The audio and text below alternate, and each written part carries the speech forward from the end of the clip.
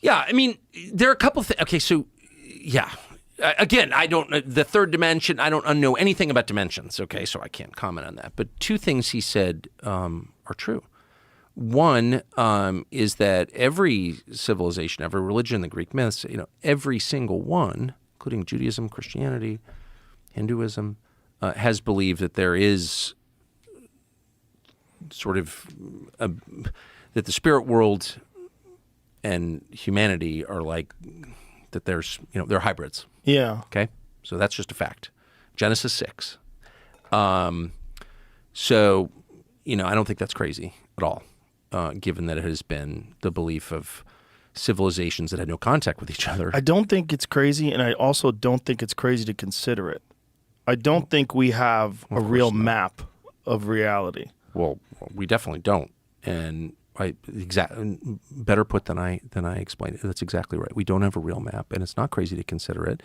And it was an entirely conventional view up until fairly recently that the spirit world, like don't use the phrase breeds with people, but that everyone thought that. Okay? Right. And even the term spirit world is probably a loaded term. Yeah, of course it is. They're all whatever loaded terms. it is. How right. do you say it in a way that doesn't sound crazy? But the whole thing sounds crazy because we don't acknowledge the reality, the actual physical reality of the supernatural, and it is real.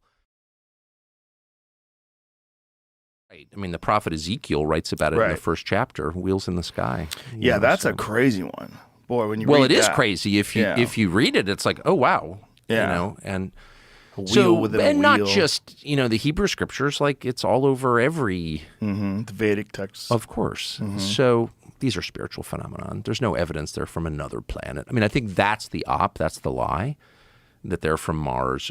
Look, space, the atmosphere is really well monitored, right? Both for defense reasons, but also because it would be nice to know when asteroids are coming.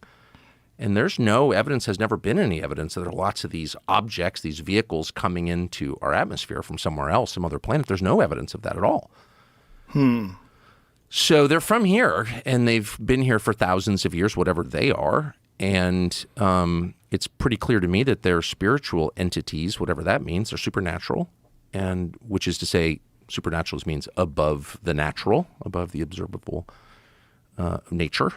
And they don't behave according to the laws of science as measured by people, and they've been here for a long time. And there's a ton of evidence they're under the ocean and under the ground. So with that fact set, what do you conclude?